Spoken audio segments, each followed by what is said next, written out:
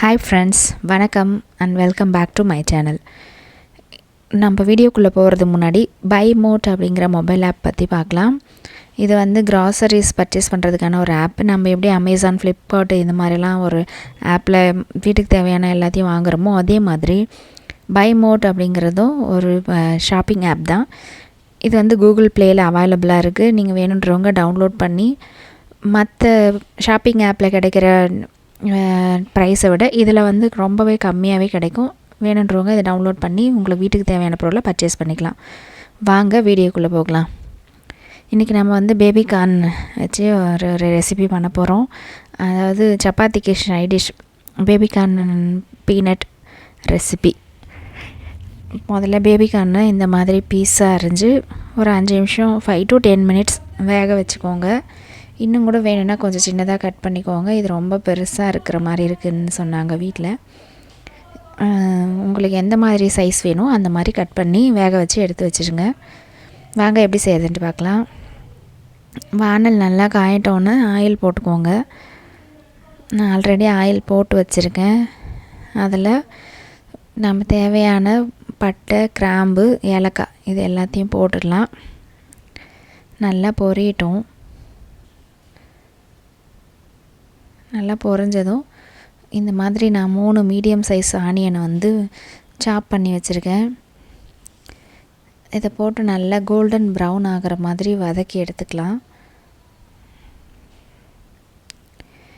இந்த ஆனியன் நம்ம வதக்குறோம் இல்லைங்களா, அதில் அந்த கோல்டன் ப்ரௌனாக மாறுது பார்த்திங்களா, அந்த டேஸ்ட்டு தான் வந்து ரொம்பவே நல்லாயிருக்கும் கிரேவிக்கு.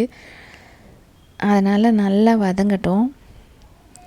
எவ்வளோ நேரம் நீங்கள் அதை நல்லா குக் பண்ணுறீங்களோ அந்த அளவுக்கு நல்லா டேஸ்டியாக கிடைக்கும் கிரேவி. இங்கே பாருங்கள், இந்த மாதிரி நல்ல ஒரு பிளாக்காக மாறும் பார்த்திங்களா, அந்த அளவுக்கு நல்லா வதக்கணும்.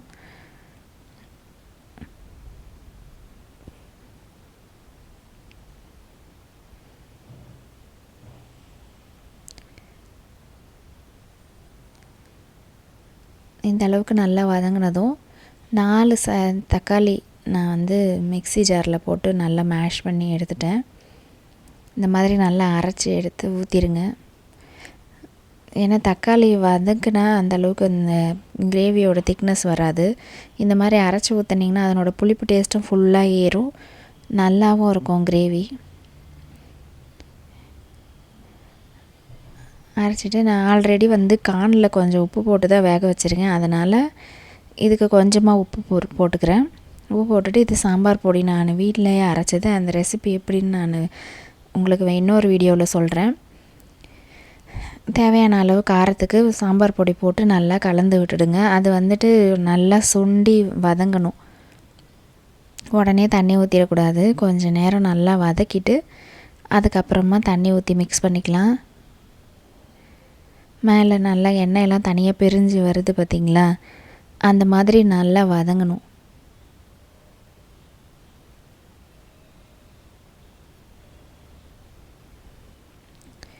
அடிக்கடி கலந்து விட்டுக்கிட்டே இருங்க, இல்லைன்னா அடி பிடிச்சிரும்.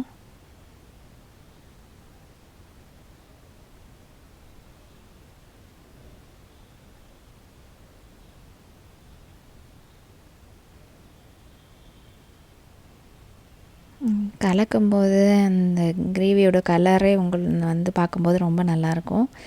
கண்டிப்பாக எல்லாருமே வீட்டில் ட்ரை பண்ணி பாருங்கள், ரொம்ப நல்லாயிருக்கும். இப்போ வந்து நம்ம வேக வச்ச கார்னை ஆட் பண்ணிடலாம். பேபி கார்னை ஆட் பண்ணி கலந்து விட்டு கொஞ்சம் நேரம் கொதிக்க வச்சிடலாம்.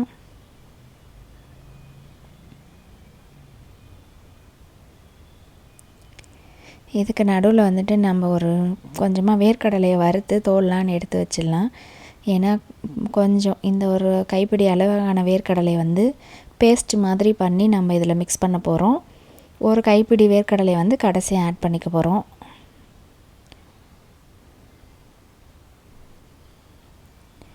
நல்லா கொதித்து வந்துருச்சு.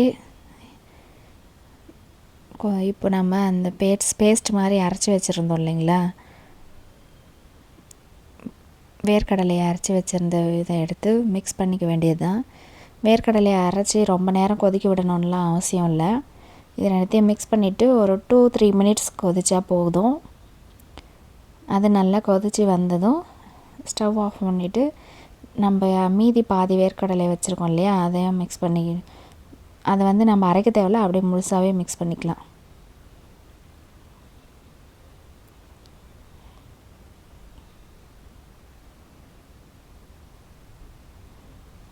இது கண்டிப்பாக எல்லாருமே ட்ரை பண்ணி பாருங்கள் ஃப்ரெண்ட்ஸ். ரொம்பவே நல்லா இருந்தது சப்பாத்திக்கு. ட்ரை பண்ணிவிட்டு கமெண்ட்டில் உங்களோட இதோ எல்லாம் ஷேர் பண்ணுங்கள்.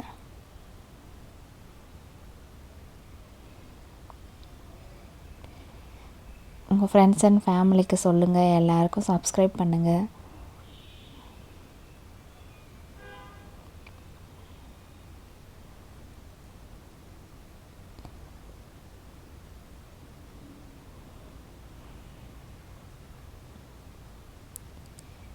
இந்த மாதிரி ஒரு 2-3 மினிட்ஸ் கொதிச்சா போதும்.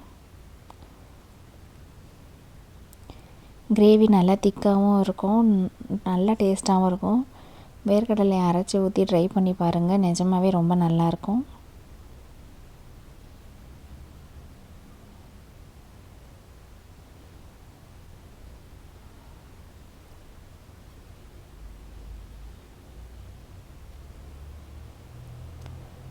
இப்போ நம்ம கொஞ்சம் வேர்க்கடலை அரைச்சி ஊற்றிட்டோம், மீதி பாதி எடுத்து வச்சுருக்கேன்னு சொன்னேன் இல்லைங்களா, அது கடைசியாக மிக்ஸ் பண்ணிடலாம்.